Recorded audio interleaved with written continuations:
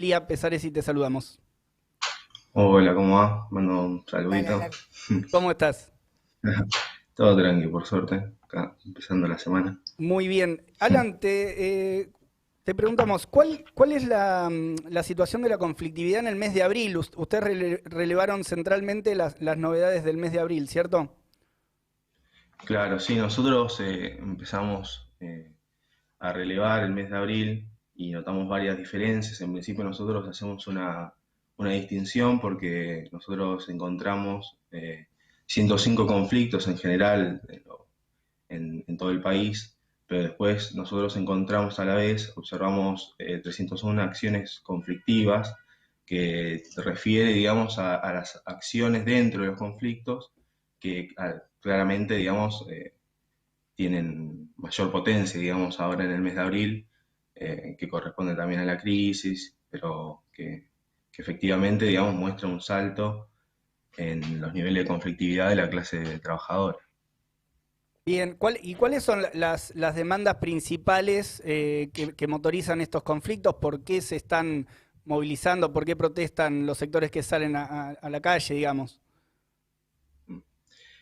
Sí, nosotros estuvimos observando que, por ejemplo, el 35,9% de las demandas estaban impulsadas por condiciones salariales, que por un lado tiene que ver con las paritarias, la recomposición salarial, pero también en gran medida, digamos, tiene que ver con un sector de trabajadores, que incluso lo decíamos en el mes de marzo, que ven que en esta situación necesitan, por la crisis, por los altos niveles de inflación, recuperar lo perdido durante los años de macrismo y el año anterior, que fueron años de pérdida, donde se acentuaron, bueno, lo que sabemos, los niveles desastrosos de la economía y sobre todo en los bolsillos de los laburantes.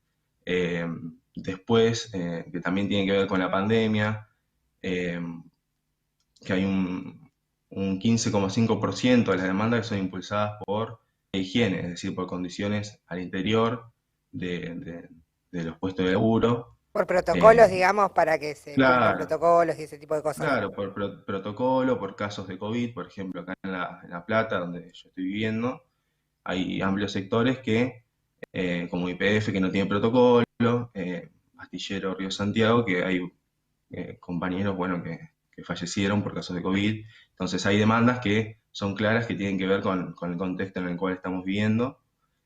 Y por supuesto también otra demanda es por trabajadores despedidos, es decir, por la reincorporación de esos trabajadores, que es el 17,5%. ¿Y qué onda los sectores informales, Alan? ¿Cómo vienen? Claro, en este caso nosotros tratamos de relevar en los sectores informales en particular el trabajo no registrado y sobre asalariados en blanco, pero que no están sin derechos, es decir, que están precarizados, donde la estabilidad laboral es cero, digamos. Entonces nosotros vemos que eh, sus peleas son por ejemplo, pasaplanta, regulación en los términos de los contratos, eh, donde, por ejemplo, se destacan trabajadores del EMA, que están en una pelea, bueno, hace, hace ya unas semanas contra Edesur, que los precariza, que es una Claro. tercerizada, y Agen Cobra.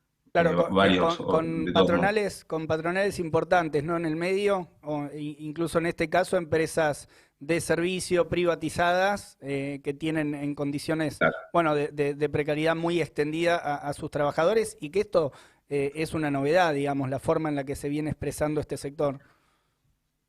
claro, claro, es totalmente.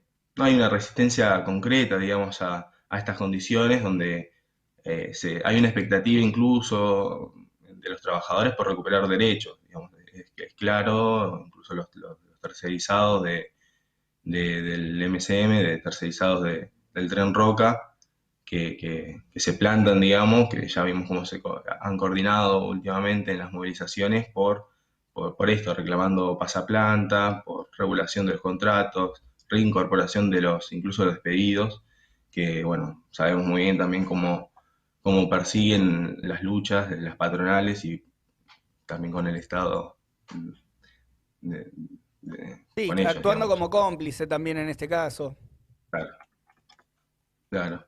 Y estas peleas, estos sectores que salen y se organizan también, en el caso, por ejemplo, de los tercerizados y todo, hay tendencias a la coordinación, se vienen agrupando, se vienen organizando, vienen estableciendo algún tipo de vínculo, digamos, entre los distintos sectores.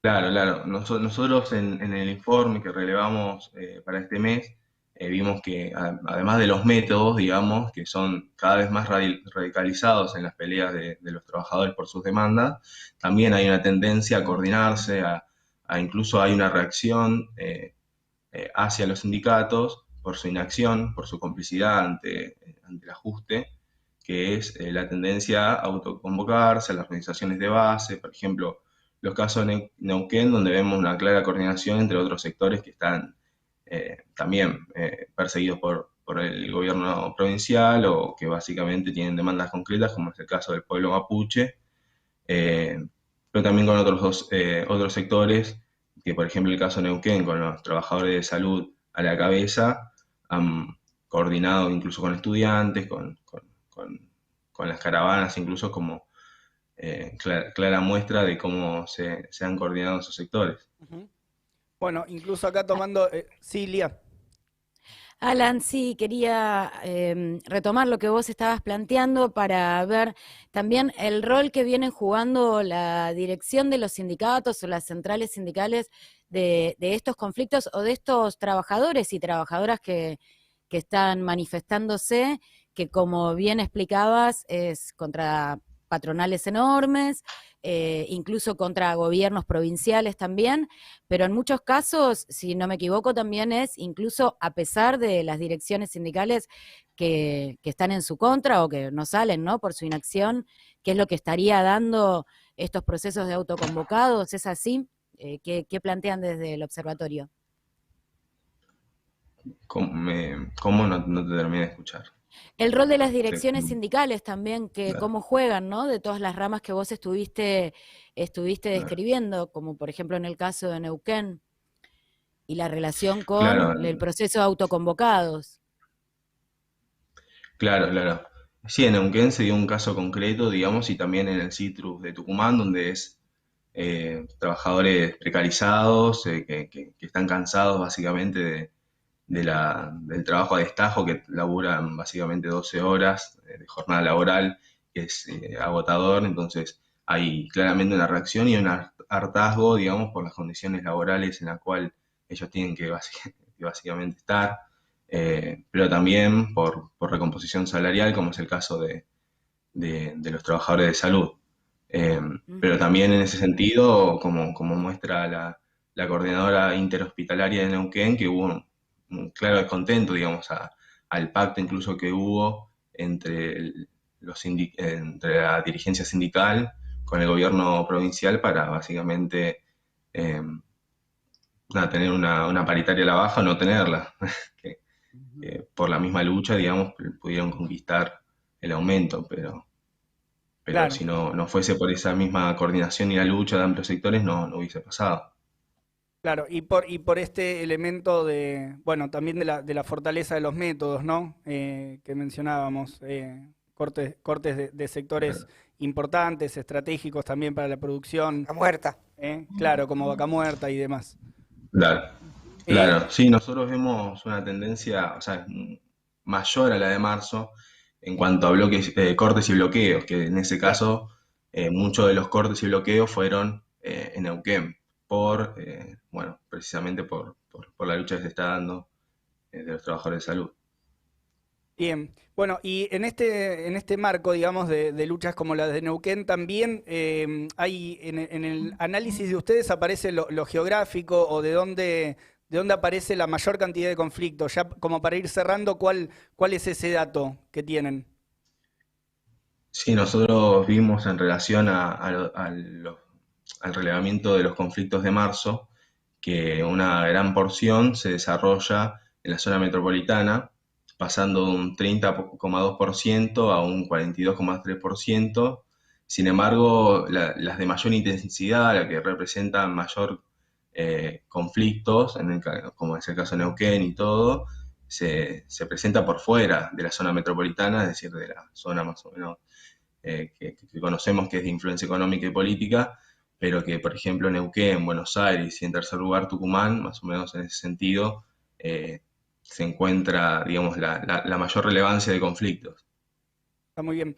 Alan Ruiz, del Observatorio de Conflictividad de la Izquierda Diario y también estudiante de la Universidad Nacional de La Plata. Te agradecemos, Alan, por la comunicación. No, muchas gracias. Hasta luego, Gracias. Alan. Un abrazo.